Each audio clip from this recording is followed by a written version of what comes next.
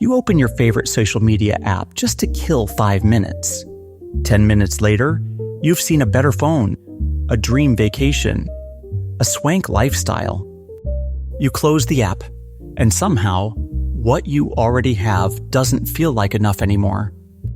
In the last episode, we learned how to calculate our personal loss in purchasing power due to inflation.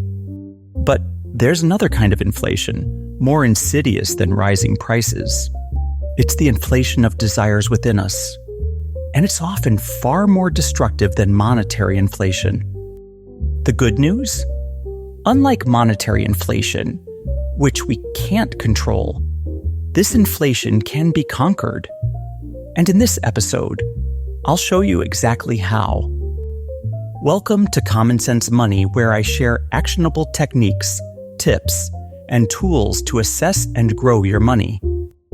Before we set out to conquer the inflation of desires, we need to understand what causes it. Advertising and social media. They are everywhere, constantly telling us we need more. More stuff, more experiences, more status. And they're carefully designed to trigger our brains to want things impulsively. But why are they so successful? Because we've been conditioned to believe that buying more stuff will make us happy. But is that actually true? Let me share a modern anecdote inspired by Buddhist thought. A disciple says to his master, "I want happiness." The master responds, "First remove I, that's ego. Then remove want, that's desire. What remains now? Happiness." This shows how ego and desire often stand between us and happiness.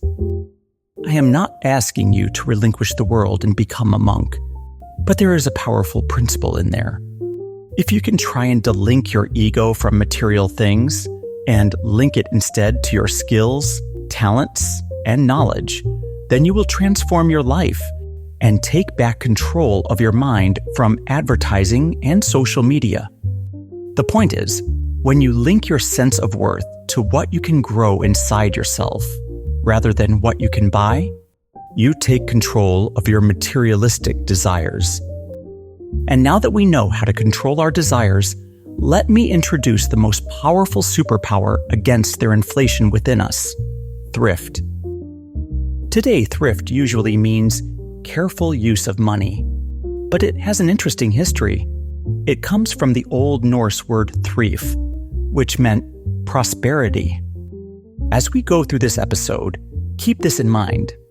Thrift originally meant to thrive, not to deprive yourself. Now, you may assume that thrift only matters when your income is low or unstable, but it's a habit which serves you for life, even when you earn more. Being thrifty trains your brain to delay gratification and make smarter decisions. Even billionaires practice it. Warren Buffett still lives in the same modest house he bought in 1958. IKEA's founder, Ingvar Kamprad, flew economy and drove an older car, even while building a global empire. The lesson? Being rich and being thrifty aren't mutually exclusive. In fact, they can go hand in hand. So, what does it really mean to be thrifty? Does it mean skipping your favorite coffee to save $20 a week? Does it mean suffering now so you can be rich later? Not at all. Thrift isn't about denying yourself or being cheap. Thrift is about cutting out what you do not value and spending freely on what you do value. And of course, once you free yourself from the slavery of advertising and social media, what you do value gets completely redefined. They say thrift alone will not make you wealthy, but that's often a misunderstanding of what thrift is really all about. Skipping dessert won't make you rich, but uncontrolled spending will keep you poor. If you save $20 every week, that's $1,040 per year. Over 5 years, that becomes $5,200.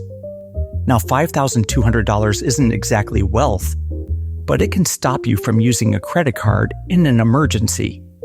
That is what thrift is about: having emergency funds and reducing dependence on debt. If you get laid off, you can say no to a low-paying job that will exploit you and wait for a better opportunity. It gives you margin, breathing room, and once you have that margin, something powerful happens. You're able to invest more and take advantage of opportunities. So, perhaps thrift doesn't make you wealthy overnight, but it can certainly put you on the path to wealth. Now, am I calling thrift a superpower in the metaphorical sense? You can expect better from me. I have turned the word itself into an acronym that will empower you to practice thrift on a daily basis. Let's start with T for time value. Think about how long a purchase will last, not just what it costs. Now, this might sound counterintuitive, but thrift can sometimes mean spending more upfront. For example, spending $300 on a backpack that lasts for 10 years can be far more thrifty than spending $150 on a backpack that lasts for just 3 years. True thrift is thinking in cost per year of use, the time value, not upfront price. The $300 backpack works out to $30 per year, while the $150 backpack costs you $50 per year. Then we have H for hold. Hold off impulsive spending. If you are finding it tough to dissociate your self-worth from material desires, as discussed earlier, here is what you can do. Hold off on any non-essential purchase for 48 hours. The longer you wait, the more likely you are to discover a better alternative or realize you didn't need it at all. R is for repair. Thrift is also about caring for what you already own. Broken furniture, appliances, or gadgets can often be repaired for a fraction of the cost of replacing them. Not only do you save money, but you also reduce waste, which is good for the planet and your wallet. I is for inactivate. Stop money leaks. Analyze your monthly spending and inactivate subscriptions that you barely use. Subscription creep is one of the quietest ways money leaks out of our lives. F is for find. Find the best deal possible. Compare prices, check discounts, or even ask for a better offer. That $50 jacket could be $35 with just a little research. And small savings like that really add up over time. And last, but not the least, we have T for transfer. Set up an automatic transfer to an emergency fund. Even $50 or $100 a week makes a difference. Once the money's out of sight, it's harder to spend impulsively. There you have it. 6 letters, 6 powerful actions, all wrapped up in the word thrift to make it a daily habit. Conquer the inflation of desires within you and take back control of your money and your mind. Next time, we'll flip the equation and focus on your income. So don't forget to subscribe and hit the notification bell. And while you are at it, leave a comment and consider liking the video. If you wish to support my channel, there is a link in the description.